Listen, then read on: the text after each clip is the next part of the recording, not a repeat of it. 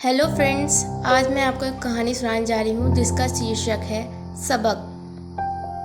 आज सवेरा वृद्धाश्रम के बाहर एक बुजुर्ग बेहोशी की अवस्था में मिले थे। ऐसा लग रहा था कि रात के अंधेरे में कोई उनको चुपचाप छोड़कर चला गया था। डॉक्टर की देखरेख में 3-4 दिन में उनकी स्थिति में काफ़ी सुधार था।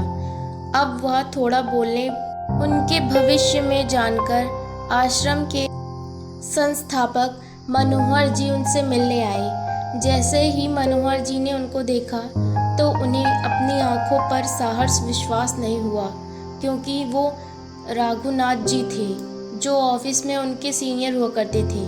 ऑफिस में काम करते समय रघुनाथ जी को सिर्फ अपने बेटे की चिंता रहती थी, यहाँ तक कि अपने बेटों का भविष्य बनाने के लिए उन्होंने पेंशन का विकल्प ना लेकर रिटायरमेंट के समय ही सारा पैसा ले लिया था।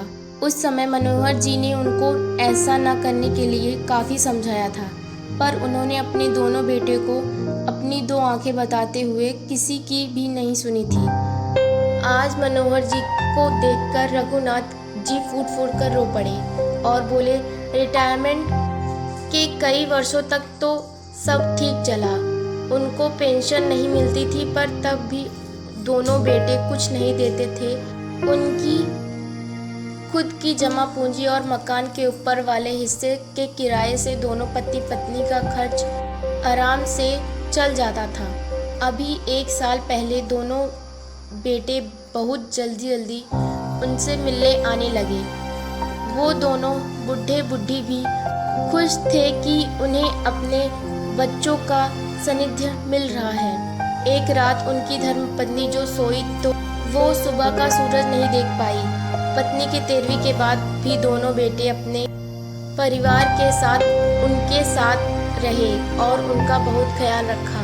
इस बीच उन्होंने घर और संपत्ति के सारे पेपर्स पर बहला फुसलाकर रघुनाथ जी के हस्ताक्षर करवा लिए थे और ऊपर के हिस्से में रहने वाले किराएदार से भी मकान खाली करवा लिया था।